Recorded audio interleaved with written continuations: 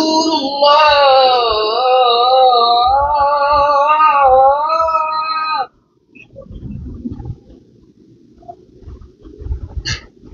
أشهد أن محمدا رسول الله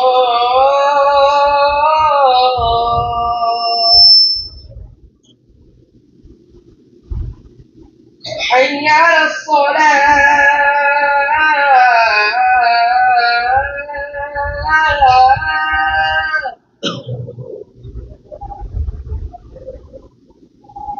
حي على الصلاة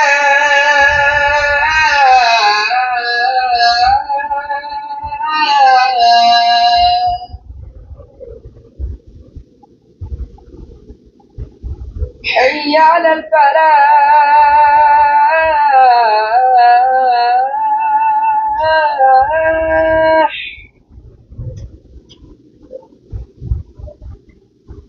حي على الفلاح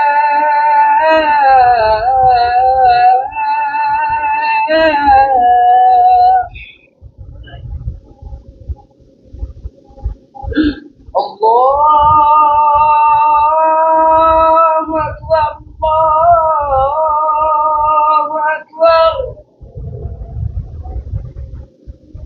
لا إله إلا الله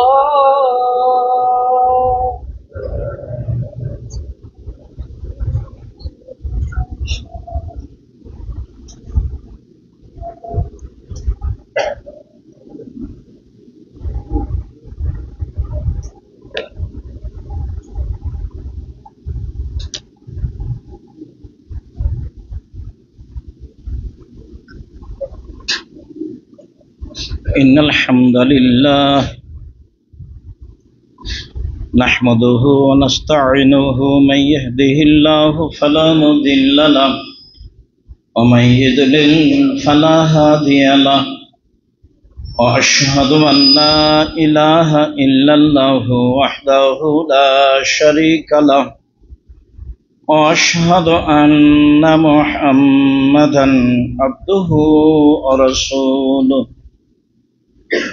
أما بعد فإن خير الحديث كتاب الله وخير الهدى هدى محمد صلى الله عليه وسلم وشر الأمور محدثتها وكل محدثة بدعة وكل بدعة ضلالة وكل ضلالة في النار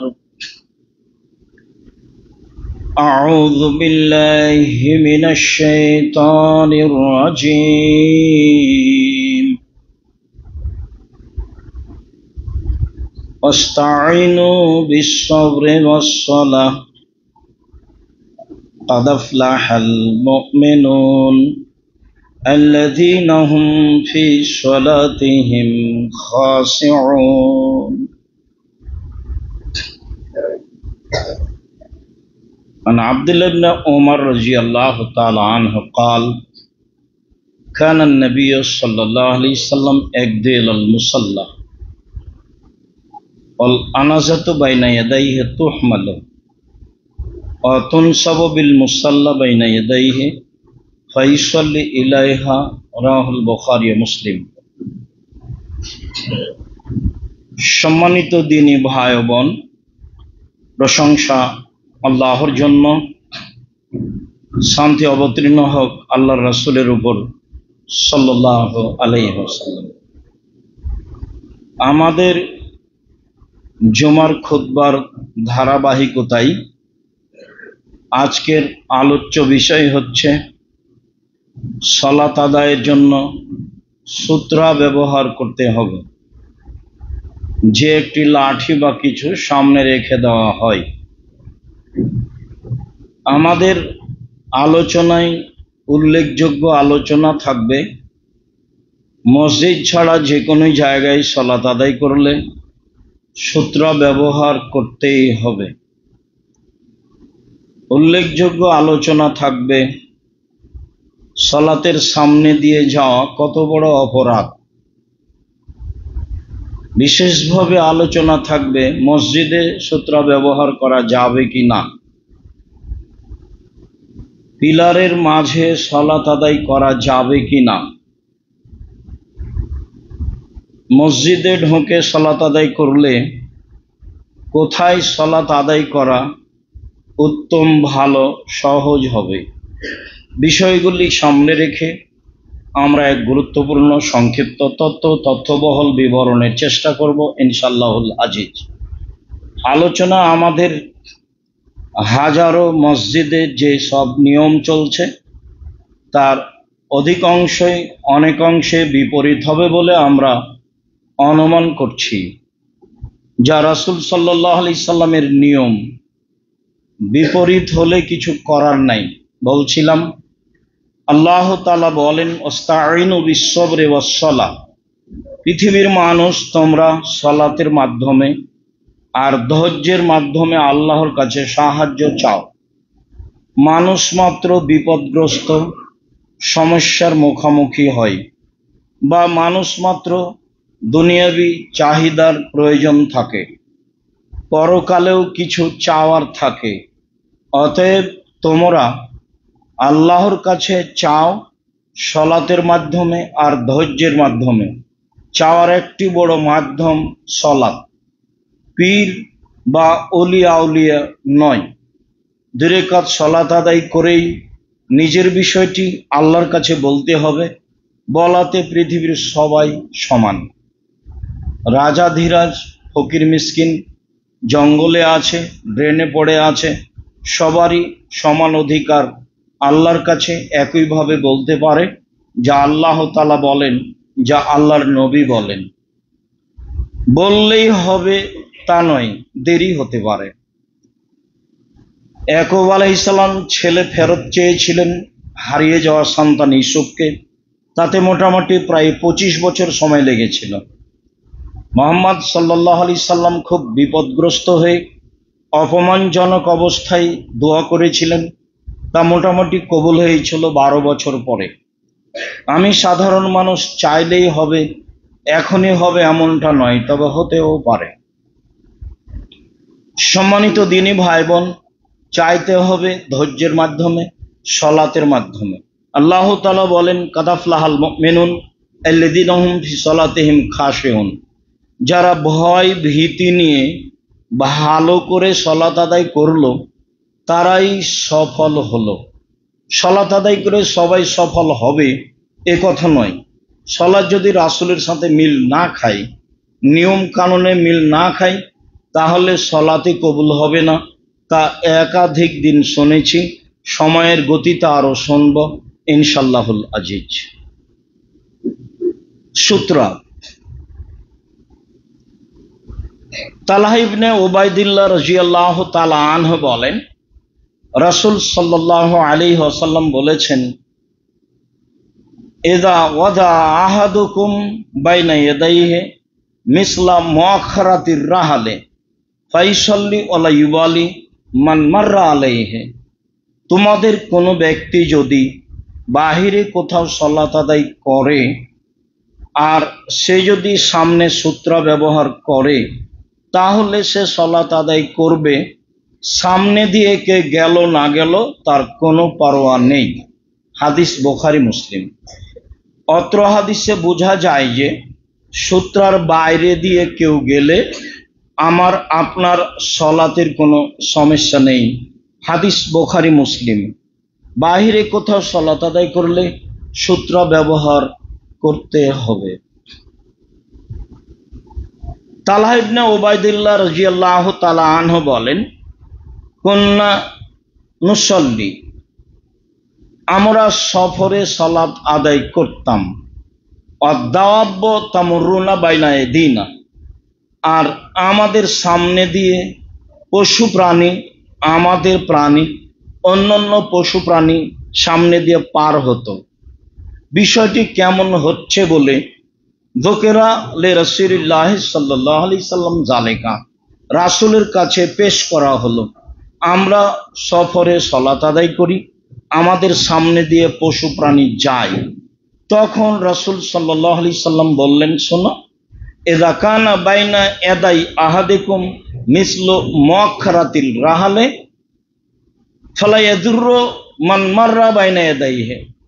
তোমাদের কারো সামনে যদি থাকে উটের পিঠে হাওদা বাঁধার জন্য যে অর্ধ হাত পরিমাণ বা এমন কাছাকাছি একটি লাঠি ব্যবহার করা হয়, এই পরিমাণ একটি লাঠি যদি সামনে থাকে তাহলে তোমাদের সলাতের জন্য কোনো সমস্যা নেই, সামনে দিয়ে যেই যাক না কেন।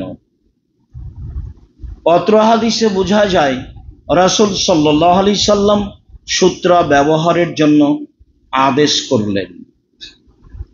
আব্দুল্লাহ ইবনে উমর রাদিয়াল্লাহু তাআলা আনহু বলেন, কানা নবী সাল্লাল্লাহু আলাইহি সাল্লাম ইয়াগদু ইলাল মুসাল্লা, আল্লাহর নবী ঈদের সালাতের জন্য মাঠে যেতেন।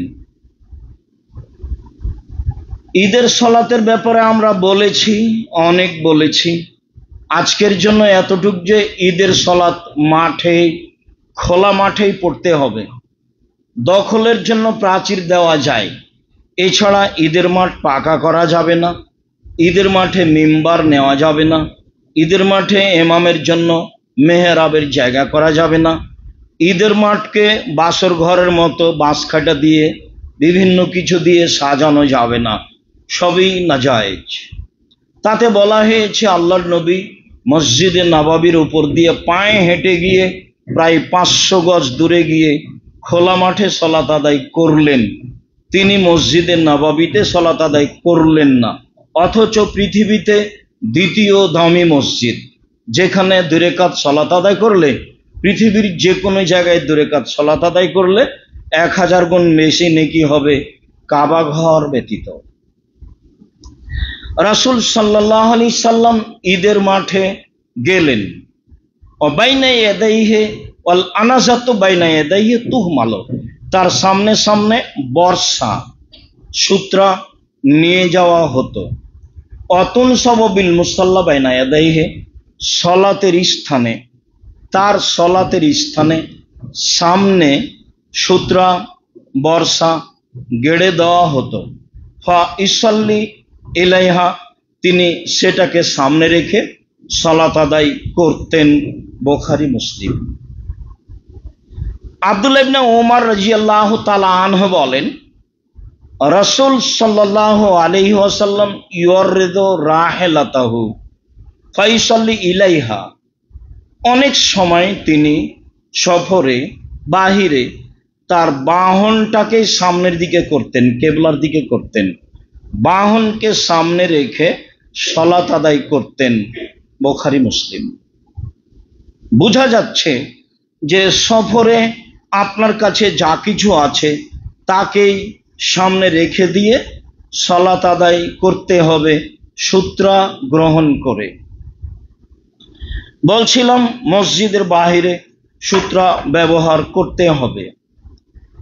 আব্দুল্লাহ ইবনে উমর রাদিয়াল্লাহু তাআলা আনহু বলেন,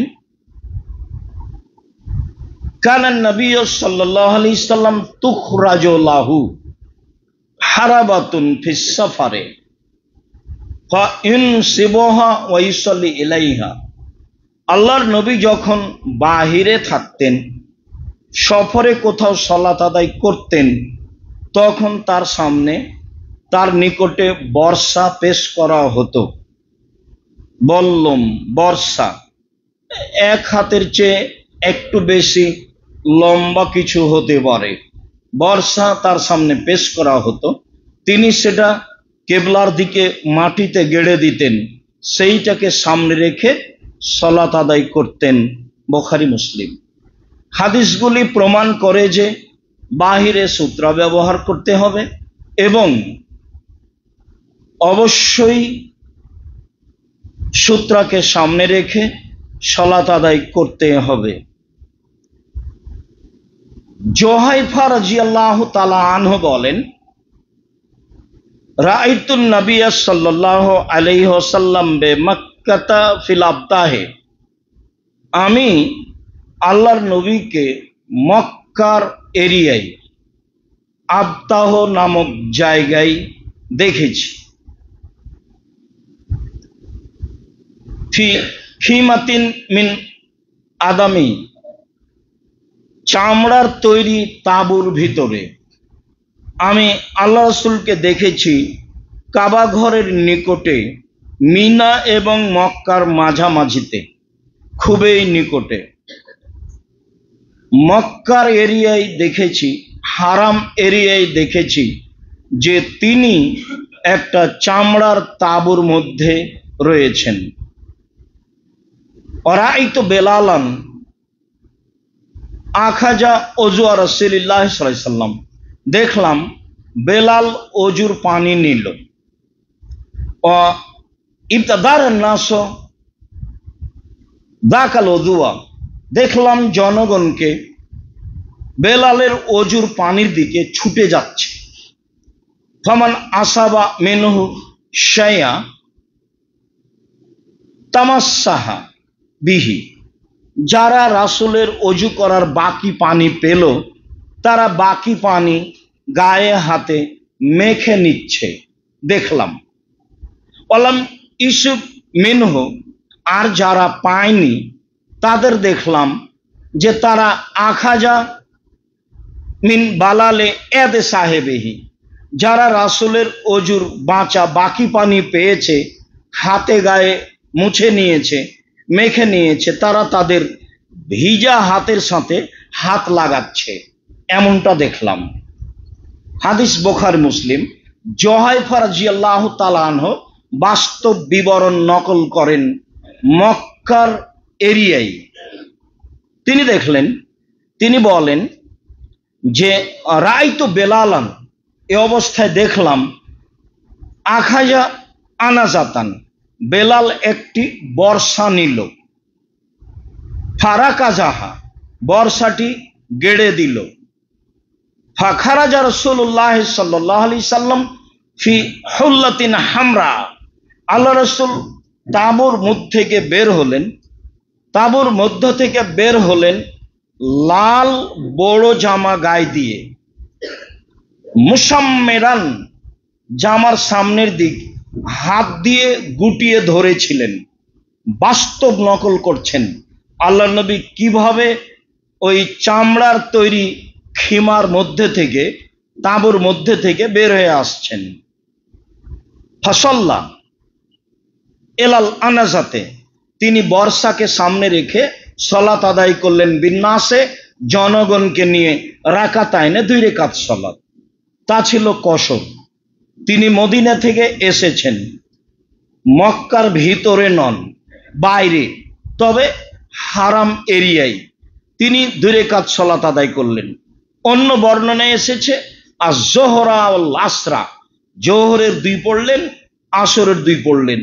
পরের অংশে তিনি বলছেন ওয়ারাইতু নাসা ওয়াদ দাওয়াবা ইয়ামুরুনা বাইনা ইয়াদিল আনাজা, কত মানুষ পশু প্রাণী সব ওই বর্ষার ওই দিক দিয়ে পিছন দিয়ে যাচ্ছে। হাদিস বুখারী মুসলিম। বলছিলাম হারাম এরিয়াতে, মসজিদের বাহিরে তিনি সূত্র ব্যবহার করেন। তিনি মুসাফির হিসাবে জোহর আসর 2 রাকাত সালাত আদায় করেন। অজুর পানি বেঁচে গেলে সাহাবীরা তা গায়ে হাতে মেখে নিতেন। অত্র বুখারী মুসলিমের হাদিস প্রমাণ করে তা কল্যাণের জন্য। এর অর্থ এই নয় যে কোনো পীর ফকিরের অজুর অবশিষ্ট পানি আপনি নেবেন তাতে বরকত রয়েছে, এমনটা কোনো সাহাবী তাবির দেখা যায় না। ওমরেরই যদি না চলে তাহলে আপনার কেমনে চলে? বুখারীর একটা হাদিস আছে যে আল্লাহ রাসূল উটে উঠেছিলেন, পিছনে স্ত্রী সাফিয়া ছিলেন, উটটা উষ্টা খেয়ে গেল, আল্লাহ রাসূল একদিকে গিয়ে পড়লেন, সাফিয়া আরেক দিকে গিয়ে পড়ে গেলেন।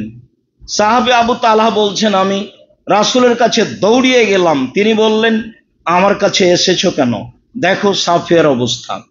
আমার কাছে যে কাপড় ছিল সে কাপড় আমি সাফিয়ার গায়ে চাপিয়ে দিয়ে আমি তাকে উঠানোর চেষ্টা করলাম। তো ছেলেরাকে বলছি দেখো তো পীর সাহেবের মর্যাদা বেশি না রাসূলের মর্যাদা বেশি? রাসূল তো উটের উপর থেকে পড়েই গেলেন। রাসূল মানুষ, ঘটতেই পারে, ঘটাই স্বাভাবিক। তাহলে কি তুমি বলবা যে পীর সাহেব হলে উটের উপর থেকে পড়তেন না? কথাও তো ঠিক। জায়নামাজ বিছিয়ে যদি পদ্মা মেঘনা সাগর পার হয়ে যেতে পারে জায়নামাজে বসে, তাহলে উটের উপর থেকে পড়ে যাবে, এটা ভাবাই যায় না। শুনুন, ধর্ম পাগল নয়, ধর্ম একজনের কথা দিয়ে চলে, যার নাম মোহাম্মদ সাল্লাল্লাহু আলাইহি সাল্লাম। মসজিদের বাইরে সূত্র ব্যবহার করতে হবে, এ কথাই ঠিক। আবু জোহাইম রাদিয়াল্লাহু তাআলা আনহু বলেন, জোহাইম ইবনে আব্দুল্লাহ রাদিয়াল্লাহু তাআলা আনহু বলেন, রাসূল সাল্লাল্লাহু আলাইহি সাল্লাম বলেছেন, লা ইয়ালামুল মারু বাইনা ইয়াদাইল মুসাল্লি লা কানা আন ইয়াকিফা আরবাইনা খায়রান লাহু মিন ইসলামা ইয়াদাইহি। মানুষ যদি জানতো যে মুসল্লির সামনে দিয়ে পার হলে মাজা আলাইহি কি পাপ হবে, এমনটা জানলে সে 40 অপেক্ষা করত। আবুল নাজর বলেন, আমি বলতে পারছি না আল্লাহ রাসূল 40 বছর বললেন, না 40 মাস বললেন, না 40 দিন বললেন। কাব ইবনে আহবার রাদিয়াল্লাহু তাআলা আনহু বলেন, লাউ ইয়ালামুল মারু বাইনা ইয়াদাইল মুসাল্লি মাজা আলাইহি লাকানা ইউকসাফা খায়রান লাহু মিন আয়ামুর বাইনা ইয়াদাইহি। মানুষ যদি জানতো যে সালাত আদায়কারীর সামনে দিয়ে পার হয়ে গেলে কি হবে, তাহলে মাটিতে ধসে গেলেও সামনে দিয়ে পার হতো না। তাহলে সামনে দিয়ে চলে যাওয়া অপরাধ। হজ করতে গেলে বোঝা যায় যে সামনে দিয়ে যাওয়া কোনো অপরাধ নয়, সবাই তো যাচ্ছে। অনেক সময় মানুষ সিজদায় আছে, তার উপর দিয়ে চলে যাওয়া অপরাধ। তো 2-1 দিন যখন দেখলো যে সবাই যাচ্ছে, তখন এও মনে করছে যাওয়া যায়। কিছুটা বেকায়দা থাকে, সেটা ভিন্ন কথা। কিন্তু হারাম হোক, মসজিদে নববী হোক, পৃথিবীর যে কোনো জায়গায় হোক না কেন, সামনে দিয়ে পার হয়ে যাওয়া, একদিক থেকে আর এক দিকে চলে যাওয়া নেহায়াত অন্যায়, বড় অপরাধ। 40 বছর প্রয়োজনে অপেক্ষা করতে হবে। 40 বছর কি আর অপেক্ষা করা লাগে? কথাটি শক্তভাবে বলা হয়েছে। মাটির নিচে ধসে গেলেও, মাটিতে ধসে গেলেও যাবে, কিন্তু মুসল্লির সামনে দিয়ে যাবে না। এভাবে রাসূল সাল্লাল্লাহু আলাইহি সাল্লাম বলেন। বুঝছিলাম সামনে দিয়ে যাওয়া কেমন অপরাধ, এবং মসজিদের বাহিরে সূত্র ব্যবহার করতে হবে, যা রাসূল সাল্লাল্লাহু আলাইহি সাল্লাম নিজে করেছেন, করতে বলেছেন। এভাবে আমল করার চেষ্টা করব ইনশাআল্লাহ। আল্লাহুম্মা সাল্লি আলাইহি, আল্লাহুম্মা বারিক আলাইহি।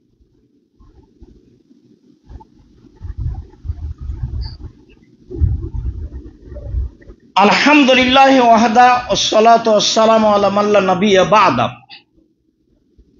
আবু সাঈদ খুদরি রাদিয়াল্লাহু তাআলা আনহু বলেন, রাসূল সাল্লাল্লাহু আলাইহি ওয়াসাল্লাম বলেছেন, ইজা সাল্লা আহাদুকুম ইলা শাইইন ফায়াসতুরুহু মিনান নাস।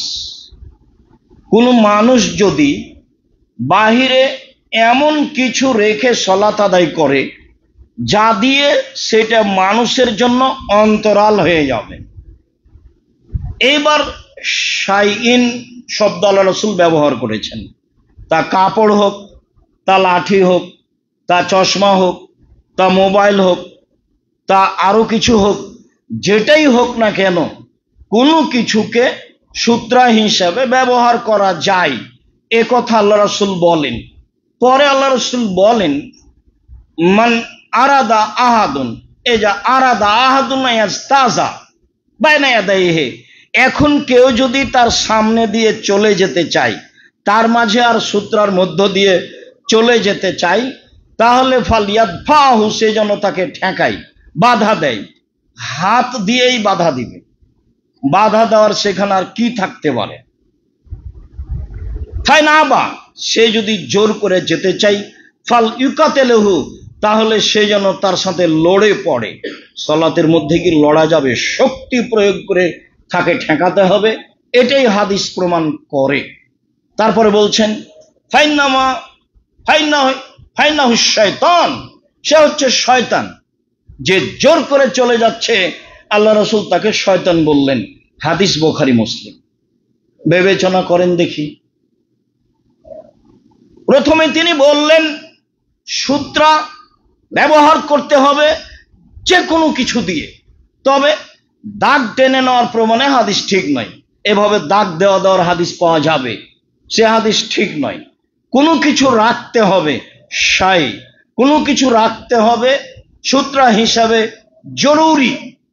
সূত্রা এবং আপনার মধ্য দিয়ে কেউ চলে গেলে তাকে হাত দিয়ে বাধা দিতে হবে।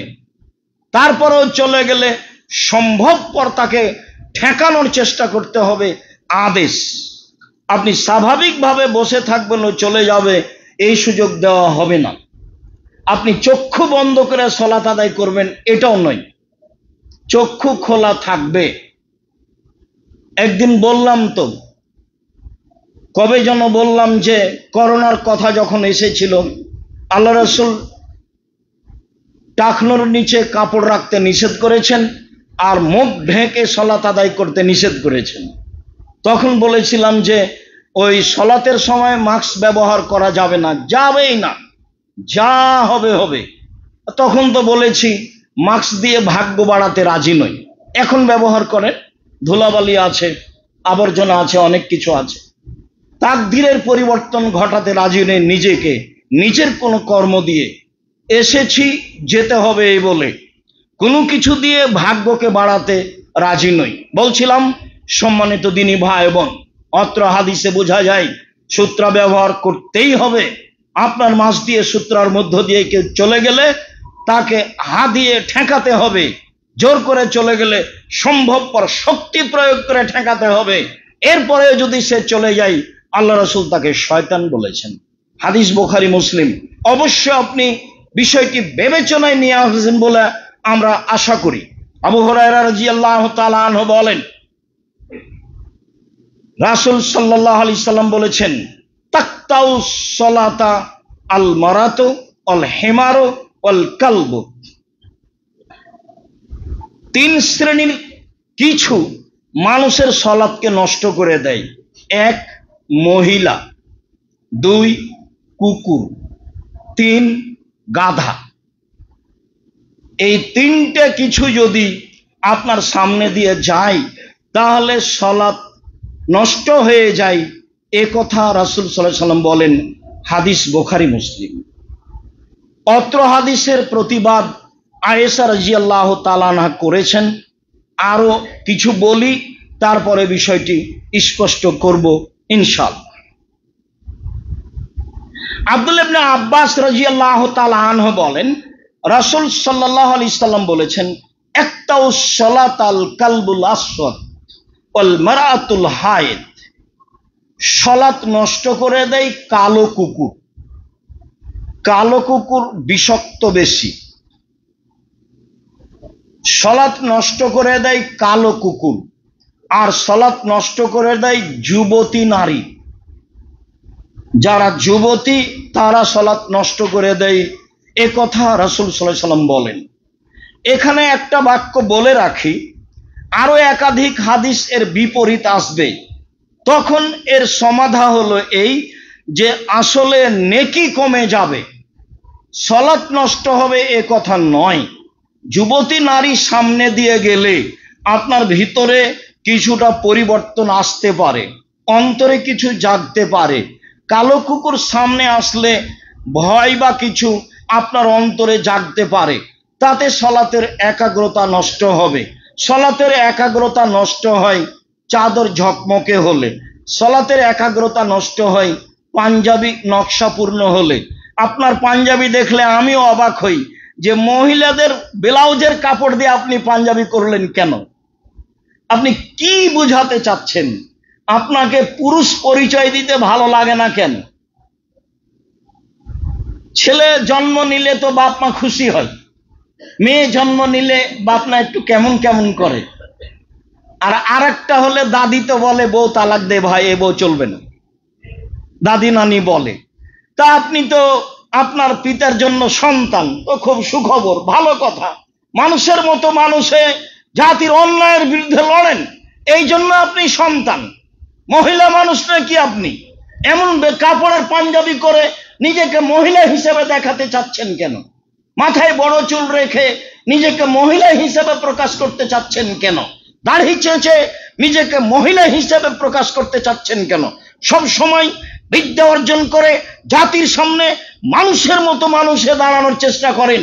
জীবন বাজি রেখে দুনিয়াতে এসেছি, যে কোনো মূল্যে অন্যায়ের বিরোধিতা করব, সম্ভবপর মরি আর বাঁচি, যতদিন পর্যন্ত বেঁচে আছি ন্যায়ের সাথে থাকবো, অন্যায়ের বিরুদ্ধে থাকবো।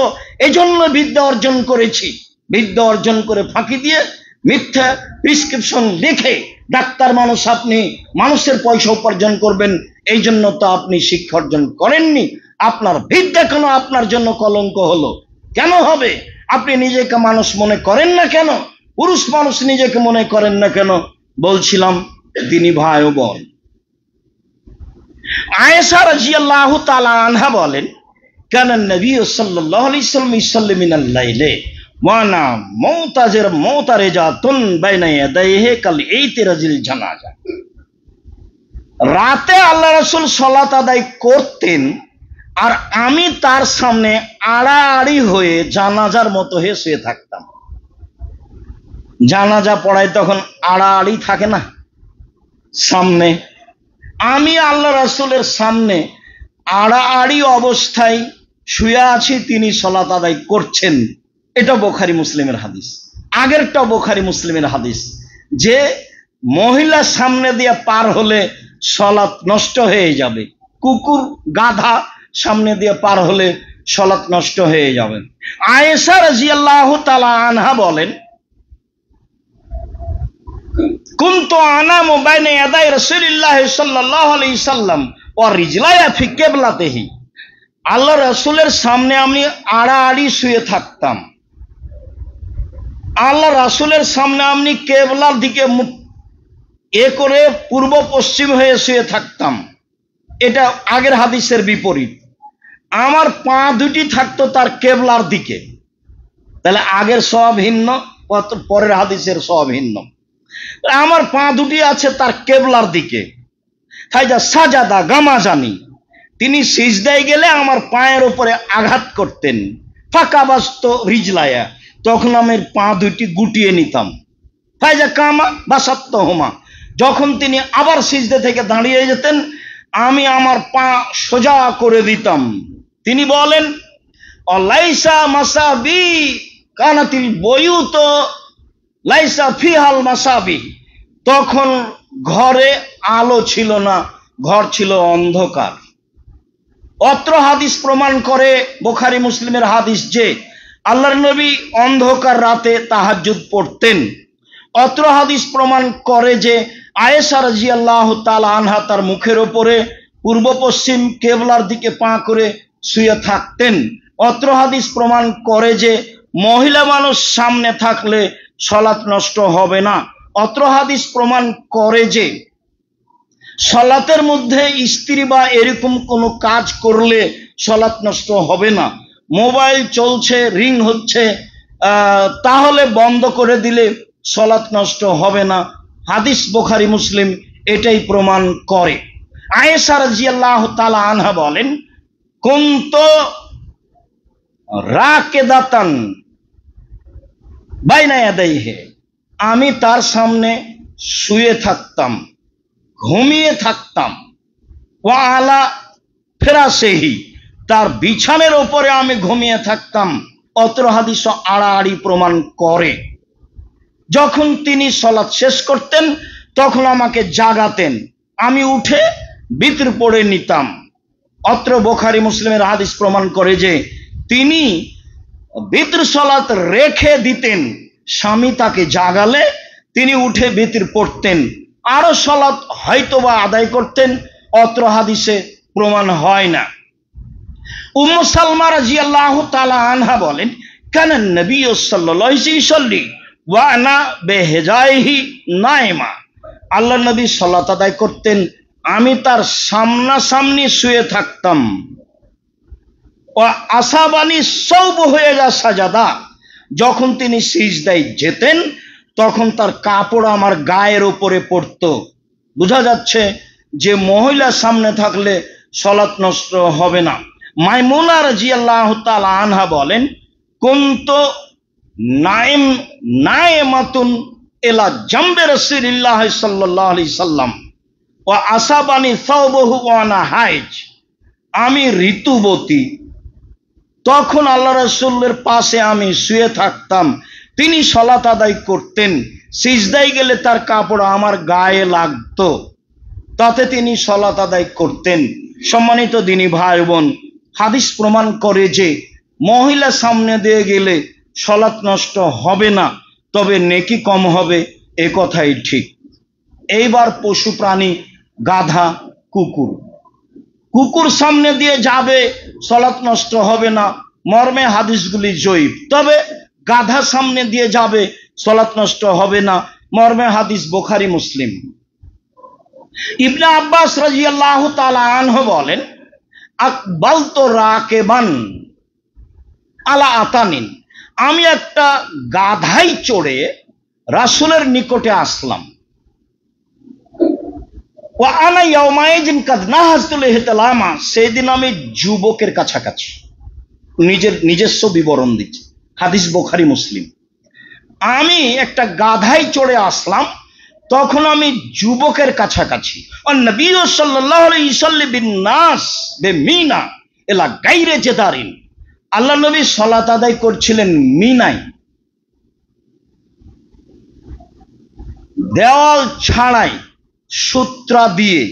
মিনায় ফাঁকা জায়গায় দেওয়াল ছাড়া সূত্রা সামনে রেখে সালাত আদায় করছিলেন। আমি চলে আসলাম।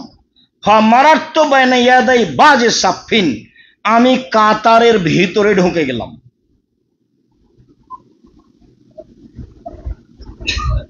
নাজালতু অতারাক্তুল আতানা তারতাও, আমি কাতারের ভিতরে ঢুকে নেমে গেলাম, গাধা ছেড়ে দিলাম, গাধা চড়তে লাগলো। অদাখালতো, আমি সলাতের ভিতরে কাতারে ঢুকে গেলাম। লাম ইনকিরু আলাইয়া যালিকা আহাদুন, সেদিন আমার এটা কেউ কোনো অপছন্দ কিছু করেনি, কেউ বলেনি যে এমনটা করলে কেন, এটা কেমন হলো। অত্র বুখারী মুসলিমের হাদিস প্রমাণ করে যে গাধা সামনে দিয়ে গেলে সলাতের কোনো সমস্যা হবে না, নেকি কম হবে, হতে পারে, এ কথাই ঠিক। যদিচ অনেকে বলতে চেয়েছে যে আসলে আব্দুল্লাহ ইবনে আব্বাস তখন যুবক হননি, ছোটর অন্তর্ভুক্ত, তবে নিজেই তো তিনি বলছেন আমি তখন যুবকের কাছাকাছি, প্রায় যুবকই, তাহলে গাধা সামনে দিয়ে গেলে কোনো সমস্যা নেই। এইবার উনি যে কাতারের মধ্য দিয়ে হাঁটলেন, তাহলে কি হবে? ইমাম বুখারী অত্র হাদিসকে সামনে রেখে বলতে চাচ্ছেন যে সুত্রাতুল ইমামে মান কানা খালফাহু, সুত্রাতু মান কানা খালফাহু, ইমামি সূত্রা হচ্ছে যারা ইমামের পিছনে আছে তাদের জন্য। অতএব ইমামের সামনে দিয়ে যাওয়া নিষেধ, ইমামের সামনে যে সূত্রা আছে তার বাহির দিয়ে যাওয়া জায়েজ। আর কাতারের ভিতরে ঢুকে চলাচল করাতে কোনো সমস্যা নেই। কেন?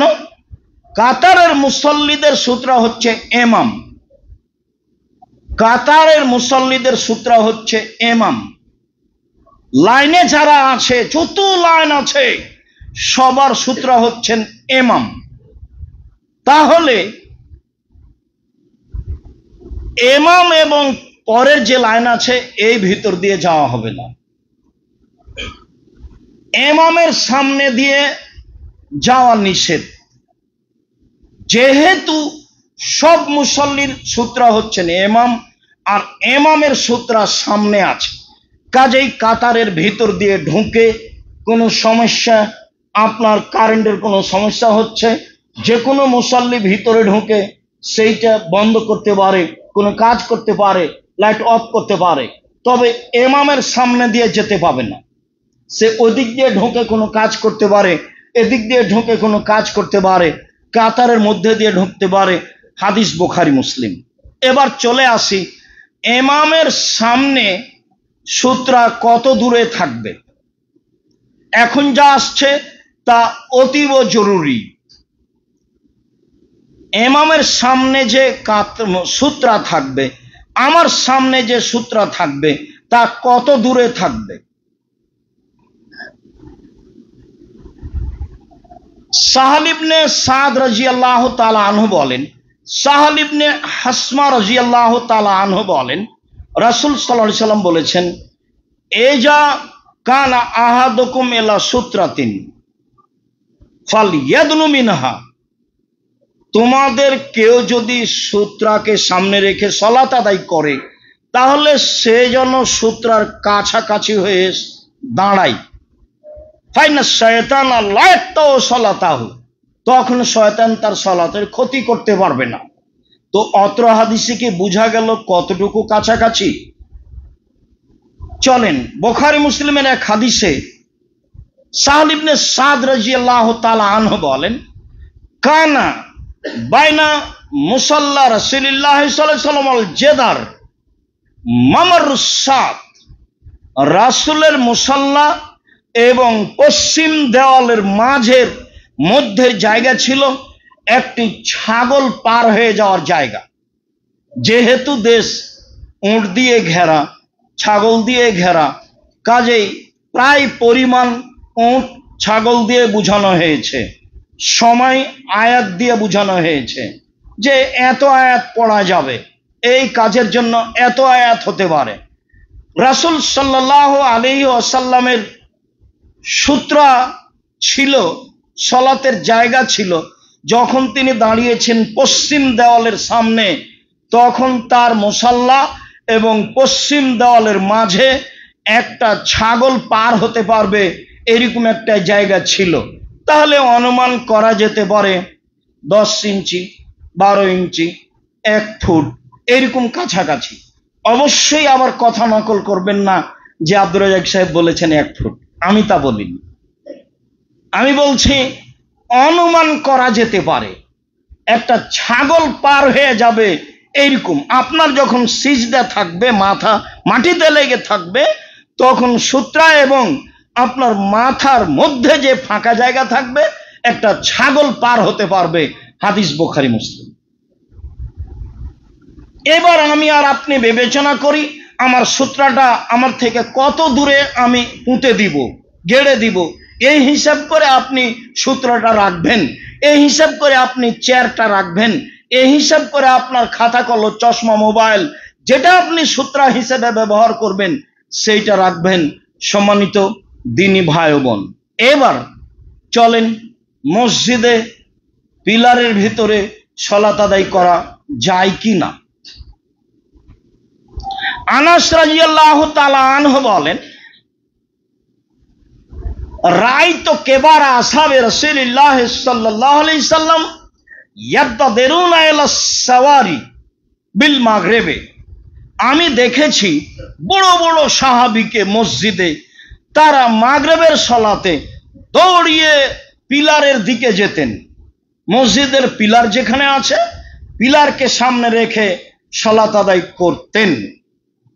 তাহলে পিলারকে সামনে রেখে সালাত আদায় করতেন, কেউ মসজিদে সূত্র ব্যবহার করে সালাত আদায় করতেন, এইটা প্রমাণ হয় না বুখারী মুসলিম।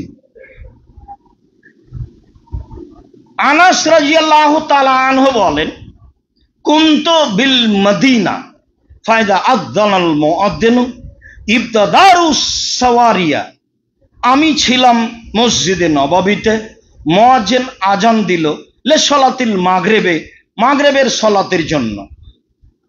আমি মসজিদে নববীতে ছিলাম, মাগরিবের সালাতের জন্য মুয়াজ্জিন আজান দিল। দেখলাম আজান হওয়ার সাথে সাথে মানুষ দৌড়িয়ে পিলারের দিকে যাচ্ছে। ফারাকা রাকাতাইনে, সবাই 2 রাকাত করে সালাত আদায় করলো। মনে হলো আন্নার রাজুলাল গরীব লা ইয়াদখুলুল মসজিদা, হঠাৎ যদি অপরিচিত মানুষ এখন মসজিদে ঢোকে, লা ইয়াহসাবু, তাহলে মনে করবে যে আন্না সালাতাকাত সুল্লিয়াত, সালাত হয়ে গেছে। তাই মনে হয় মাগরিবের পরের সুন্নাত পড়ছে। এত মানুষ সুন্নাত পড়ে মাগরিবের সলাতের পূর্বে, মানুষ ভাববে হঠাৎ যদি অপরিচিত মানুষ বাহির থেকে এখন মসজিদে ঢোকে তাহলে ভাববে সলাত হয়ে গেছে, তাই মানুষ এখন মাগরিবের পলার সুন্নাত পড়ছে। মিন কাসরাতে মাই ইসাল্লিহিমা, মাগরিবের সলাতের পূর্বে এত মানুষ মাগরিবের সুন্নাত পড়ছে যে হঠাৎ মানুষ যদি মসজিদে ঢোকে তাহলে মনে করবে যে ফরজ সালাত হয়ে গেছে, এখন মাগরিবের পরের যে সুন্নাত সেটা পড়তে হবে। আপনার তো দেওয়ালে লেখা আছে লাল বাতিতে সালাত হবে না, মানে প্রত্যেক জায়গাতে ধর্মকে এমন ভাবে আঘাত করা হয়েছে যা হিসাবের বাইরে, হিসাবই আনতে পারবেন না আপনি। আল্লাহ রাসূল বলছেন বাইনা কুল্লে সালাত বাইনা কুল্লে আযান এনে সালাতুন বাইনা কুল্লে আযান এনে সালাতুন বাইনা কুল্লে আযান এনে সালাতুন লিমান শাআ সালিসা। দুই আজানের মাঝে সালাত আছে, আজান এবং ইকামতের মাঝে সালাত আছে, আজান এবং ইকামতের মাঝে সালাত আছে। অত্র হাদিস প্রমাণ করে যে আজান এবং ইকামতের মাঝে অর্থাৎ মাগরিবের সালাতের পূর্বে 2 রাকাত সুন্নাত পড়া ভালো। অত্র হাদিস প্রমাণ করে যে হাজারো লাখো সাহাবী মাগরিবের ফরজের পূর্বে 2 রাকাত সুন্নাত পড়তেন। অত্র হাদিস প্রমাণ করে যে বড় বড় সাহাবী মসজিদে ঢুকে আজান মাগরিবের আজানের পরপরই তারা একে পিলারকে সামনে রেখে 2 রাকাত সালাত আদায় করতেন। রা উমর রাদিয়াল্লাহু তাআলা রাজুলান ইসাল্লি ইলা সারিয়াতিন, দেখলেন ইসাল্লি বিল মাগরিব, উমর দেখলেন একটা লোক মসজিদে মাগরিবের সুন্নাত পড়ছেন। ফাদনাহু ইলা সারিয়াতিন, তিনি তাকে ধরে পিলারের পাশে করে দিলেন। ফাকালা সাল্লি ইলাইহা, এখন তুমি এখানে সালাত আদায় করো। সম্মানিত দিনী ভাই বোন, জরুরি যে এক অভিনব কায়দায় এক ভিন্ন পদ্ধতিতে মসজিদে সূত্রা ব্যবহার করা হচ্ছে যা জায়েজ নয়। অবাক দৃশ্য যে একজন আর একজনের সামনে সূত্রা রেখে চলে যাচ্ছে। এত সূত্রা সংখ্যা বেশি হওয়া শুরু হয়েছে, মসজিদ সূত্রার কাঠ দিয়ে ভর্তি হয়ে যাবে। আমি আমার দীর্ঘ লম্বা অভিজ্ঞতার কথা বলছি, তবে আমি মানুষ। মসজিদে সূত্রা ব্যবহার করতে হবে এমন কোনো হাদিস আমার অবগতিতে নেই। লম্বা তদন্ত অভিজ্ঞতা নিয়ে বলছি, তবে আমি মানুষ। মসজিদে সূত্রা ব্যবহার করা যাবে না। অভিনব এক ভিন্ন কায়দায় একজন আর একজনের সামনে সূত্রা রেখে চলে যাবে, তা জায়েজ নয়। উল্লেখ্য যে হাজারো মসজিদে ঢাকা শহরেই পিলারের মধ্যে কাতার হচ্ছে, পিলারের মধ্যে সালাত আদায় করা যাবে না, কাতার নাজায়েজ। হাজারো মসজিদে আপনি লক্ষ্য করবেন যে ওই বক্স রেখেছে, জুতা রাখা বক্স রেখেছে আপনার পূর্ব পশ্চিম ভাবে, কাতারকে বিচ্ছিন্ন করে। কিছু বক্স আছে, কিছু ফাঁকা, কিছু বক্স আছে, কিছু ফাঁকা। এই ফাঁকা ফাঁকা জায়গায় মানুষ দাঁড়াচ্ছে আর বক্স দিয়ে ঘেরা আছে, এইটা জায়েজ নয়। এই জন্য যে পিলারের মাঝে সালাত জায়েজ নয়, কাতারে বিচ্ছিন্নতা আসবে, এই জন্য এভাবে বক্স রাখা নাজায়েজ।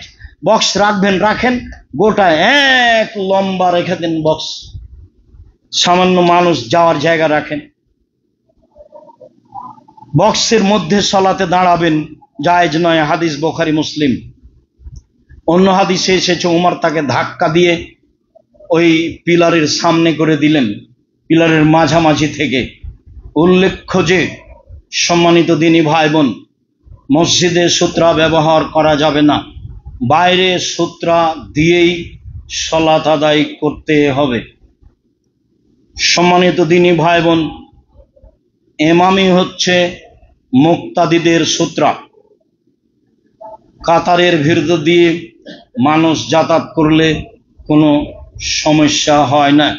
উল্লেখ্য যে মুসল্লির সামনে দিয়ে যাওয়া মহাপাপ, 40 বছর প্রয়োজনে দাঁড়াতে হবে, এটাই সারমর্ম বুঝায়। প্রয়োজনে মাটিতে ধসে যাবে, এটাই প্রমাণ বুঝায়। অর্থাৎ যে কোনো মূল্যে যতই কষ্ট সমস্যা হোক সামনে দিয়ে যাবে না। তবে সামনে দিয়ে পারাপারকে বলা হয় মরুর। সামনে পাশ দিয়ে যখন আপনি চলে গেলেন হেঁটে, তখন এটা মরুর নয়। মরুর হচ্ছে এক দিক থেকে আর এক দিকে চলে যাবেন, যেটা জায়েজ নয়। সাথে সাথে আমরা বুঝলাম মহিলা এবং কুকুর আর গাধা মানুষের সলাতকে নষ্ট করে দেয়। এর অর্থ মূলত সলাতে নেকি কম হওয়া। সম্মানিত দিনী ভাই বোন, অবশ্যই এই আলোচনা গুরুত্ব সহকারে গ্রহণ করবেন।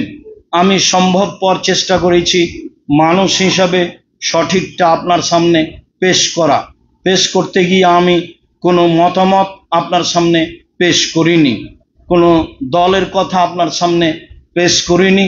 আমি সম্ভবপর চেষ্টা করেছি রাসূল সাল্লাল্লাহু আলাইহি সাল্লামের যেটা সিদ্ধান্ত সেটাই। তাতে বলেছি কাবা ঘরে রাসূল সূত্রা ব্যবহার করেননি, মসজিদে রাসূল সাল্লাল্লাহু আলাইহি সাল্লাম সূত্রা ব্যবহার করেননি, সাহাবীগণ করেননি। মসজিদে সূত্রা ব্যবহার করা যাবে না। আপনি নিজের সতর্কতার জন্য পশ্চিম দেওয়ালের পাশে গিয়ে সালাত আদায় করেন, নিজের সতর্কতার জন্য পিলারকে সামনে রেখে সালাত আদায় করেন। অবশ্যই পিলারের মাঝে কাতার বাতিল, পিলারের মাঝে সালাত আদায় করা যাবে না। আরেকটা কথা মাথায় বারবার জাগছে, সেটা হলো এই যে যখন ইমামের জন্য সামনে সম্পূর্ণ যাওয়ার জন্য ব্যবস্থা থাকে না, তখন ইমাম 2-4 আঙ্গুল সামনে দাঁড়িয়ে থাকেন আর বাকি মুক্তাদিরা তার পায়ের আঙ্গুল থেকে 4-5 আঙ্গুল পিছে দাঁড়িয়ে থাকেন। এটা জায়েজ নয়। যখন সম্পূর্ণ সামনে জায়গা আছে সম্পূর্ণ সামনে যাবে, যখন সামনে জায়গা নেই তখন ইমাম মুক্তাদি একসাথে থাকবে। 4-6 আঙ্গুল আগে ইমাম দাঁড়াবে, এর প্রমাণে কোনো হাদিস নেই। ইসলামের বহু অংশ রূপকভাবে চলছে, তার রূপকভাবে এই অংশগুলি চলছে মর্মে আমি আমার সকল দিনী ভাই বোনকে বিশেষভাবে দৃষ্টি রেখে সহিহ হাদিসের প্রতি আমল করার অনুরোধ জানাচ্ছি। মর্মে বলছি, আমরা আপনাদেরকে দিনের খিদমত সেবা পেশ করতে চাই আপনাদের সামনে, মুখে কলমে মিডিয়ায় শিক্ষার মাধ্যমে। তাই জামিয়া সালাফিকে আপনাকে অন্তর থেকে ভালোবাসার জন্য আমি অনুরোধ জানাচ্ছি। জামিয়া সালাফের অন্তর্গত যত শিক্ষামূলক ব্যবস্থা আছে, দিনের খিদমতমূলক ব্যবস্থা আছে, আপনি মানুষ হিসাবে সম্ভবপর তাকে মূল্যায়ন করবেন। আমি আশাবাদী আপনার মূল্যায়নে প্রথম হবে আপনি দোয়া করবেন, যাতে করে জামিয়া সালাফের অন্তর্গত দাওয়া ইলাল্লাহ একবারে টেকনাফ থেকে তেঁতুলিয়া পর্যন্ত প্রত্যেকটা গ্রামে মসজিদ ভিত্তিক মক্তব পরিচালনা হয়। প্রত্যেকের ছেলে মেয়ে যেন ভালো করে কোরআন পড়তে শিখে এবং তার আকীদা যেন সংশোধন হয়, এটাই হলো মৌলিক লক্ষ্য। যার কারণে জীবন বাজি রেখে চেষ্টা করা হচ্ছে।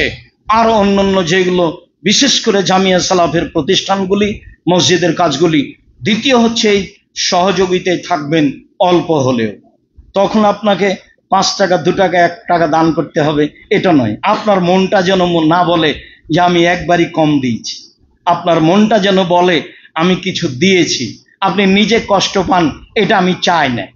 যদিও আপনার ছোট টাকা আমি মূল্যায়ন করি, বড় টাকা আমি মূল্যায়ন করি। আমি মনে করি আপনার ছোট দানটাতে বরকত আছে, আমি এই জন্য মেনে নিই। আমি মনে করি আপনার বড় দানটাতে অনেক কাজ হয়। 519 জন ইয়াতিম খায়, আমি নিজে খাওয়াই না। জামিয়া সালাফের নিজস্ব পয়সা নেই।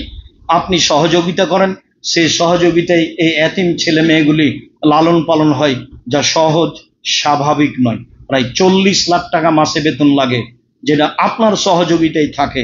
এটা ব্যক্তিগতভাবে সহজ নয়। জামিয়া সালাফে কোনো সংস্থা দিয়ে চলে না, কোনো বিত্তশালী ব্যক্তি দিয়ে চলে না, সরকারের অনুদান দিয়ে চলে না, বৈদেশিক অনুদান দিয়ে চলে না। আপনার আন্তরিক দোয়া আর আপনার সাধারণ দান মর্মে আমি আপনাকে অনুরোধ জানাই, দুনিয়ার যে কোনো সমস্যার মোকাবেলা করার জন্য আপনি দানকে সামনে রাখবেন, আপনার পথ সহজ হবে ইনশাআল্লাহ। আল্লাহ রসুলের বাক্যটা দিন রাত বলছি, মনে রাখবেন, আল ইয়াদুল উলিয়া খায়রুম মিন ইয়াদিস সুফলা। দেওয়া হাত ভালো নেওয়া হাতের চেয়ে। কি ভালো? আমার সারা জীবনের সব কাজের জন্য ভালো। বুখারী মুসলিম এই কথা বলে আজকের খুতবা শেষ করতে যাচ্ছি। আল্লাহ, আমাদের যারা মারা গেছে তুমি তাদের কবরের শাস্তি মাফ করো। আমরা যারা অসুস্থ তুমি তাদের আরোগ্য দান করো। আমরা যারা বেঁচে আছি তুমি তাদেরকে তোমার রাসূলের পদ্ধতি অনুযায়ী চলার তৌফিক দান করো। সূত্রার যে পদ্ধতি রয়েছে কষ্ট হলেও সেই পদ্ধতি অনুযায়ী সালাত আদায় করার তৌফিক দান করো। জামিয়া সালাফিয়াকে যথাযথভাবে মূল্যায়ন করার তৌফিক দান করো। সকলের কল্যাণ কামনা করে, আহাল পরিবারের কল্যাণ কামনা করে আল্লাহর কাছে জোরালো দাবি দাওয়া রেখে আজকের জুমার খুতবা এখানে শেষ করলাম। আল্লাহুম্মা সাল্লি আলাইহি, আল্লাহুম্মা বারিক আলাইহি। এখানে জায়গা না হলে 8 তলাতে সালাতের জায়গা করা হয়েছে।